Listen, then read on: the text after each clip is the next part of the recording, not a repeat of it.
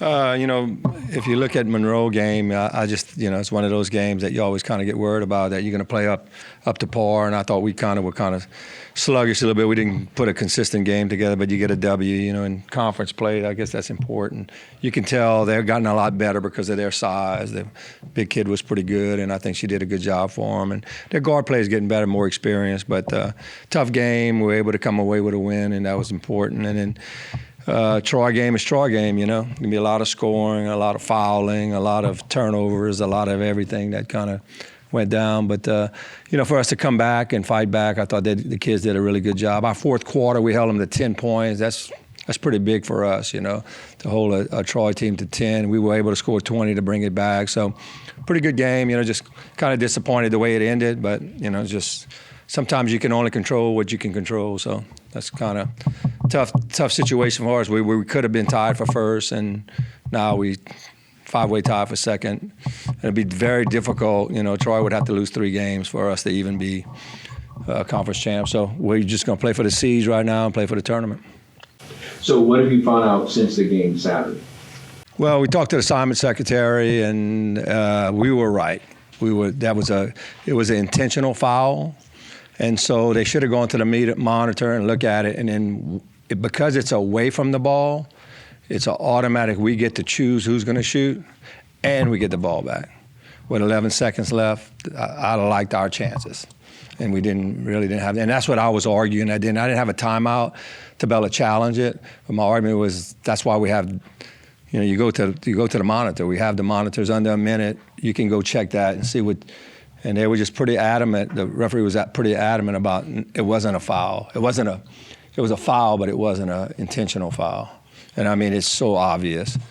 It really didn't. But if you want to make sure, go to the monitor, look at it, and then you can make sure by looking at it. We got 2 angles on it that night, and I appreciate the assignment secretary getting with us and letting us know that was the case. But what's done is done.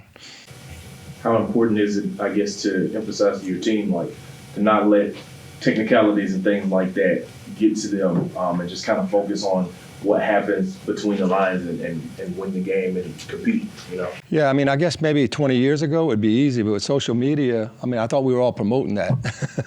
Promoting people being on there and doing things wrong or right or my kids, man, they live in that social media world, they're going to see it. It's going to come out, and, it's just, I'm just proud of them after the locker room and all that. They didn't really know when we went in the locker room, they didn't really know exactly the rules like we did.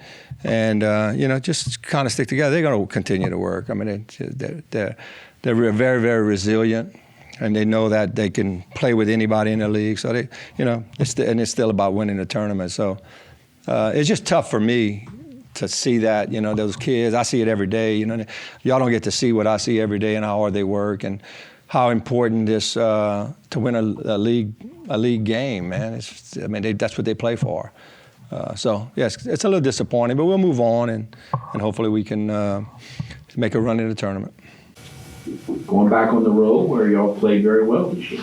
Yeah, it's been pretty good. Now we're going James Madison, man, they were leading the league most of the first part of the league, and they're really good. I'm not sure why they dropped off a little bit. Their guard play is really good. They're very fundamental. They're good defensively and stuff. So I think they got a complete team. So go over there, and I think they play well at home. So it'll be a tough one on the road, but just got to go over it. And I like the way we've been playing, man. I really do. We just kind of, some of it's not pretty, but we're just playing tough. I heard Jerry Klasko this morning talk about, man, it's important to be a tough team. That's what I got. I got some tough kids, man.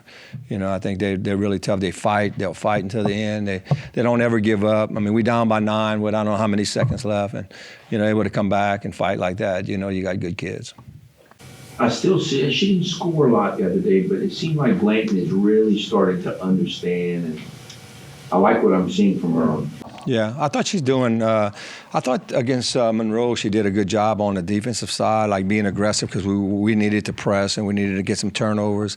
And in this last game, Troy's tough to play with. They're so athletic, and there's no rhyme or reason about what their I mean, I guess the rhyme or reason is they're trying to shoot within 4 seconds, and that's something hard to get prepared on. And so I thought she did a pretty good job. I think at certain times, if you go back and look on film, we had a lot of people out of position, but they all do. I think it's tougher.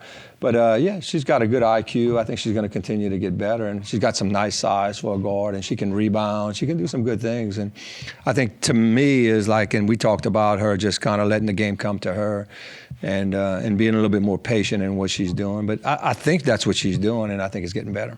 Coach, one thing Kevin and I noticed on Saturday is that when Destiny Rice attacks the rim, good things happen. How do you get her to do that more often in a game? I mean, that's a tough thing. She takes a beating when she does it now. She doesn't have the lift she used to have because of her knees and stuff like that. But man, she is tough, man. She's so strong, and she usually gets fouled going to the rim. I mean, we try to get her to do a lot of those things, and people know that they're playing a little bit off of her because she's not shooting it as well. And so it makes it a little bit more difficult. She gets some charge calls sometimes or push-offs and stuff because she's trying to get in there and get into the blocks and the elbows. And Coach Deacon's always talking to her about getting to the blocks and elbows, getting to the blocks and elbows. And she does a pretty good job for us. But you're right, she's very effective when she does those things. I didn't think Troy was as Troy as they normally are. I mean, when you watch the film, it seemed like they look more like a traditional basketball team than the previous years that I've seen. Did you see that? Did you get that impression? I didn't think they shot as many as quick as. I think we need to change your name. We used to call Stevie P the stinking genius. But I mean, you were exactly right. That's what I think of Troy too. They're not the same Troy that they were before. I think they still. You look at we out rebounded them on the offensive side. That's crazy by 2. I think it was just 2. Usually they out rebound us by 20. So they're not quite the same. They got some pretty good jump shooters. They're athletic. They're trying to play a little bit more defense because they're not scoring as much. So they're trying to do a little bit of that, I think. And they still got some real good jump shooters though. Their 3-point shooting is not as prevalent as it used to be. That may be why they're not rebounding on the offensive side because they're not getting those long rebounds like they used to get. So, that's a great point, too. I don't think that – I think they're really still pretty good, but I think they're more beatable now.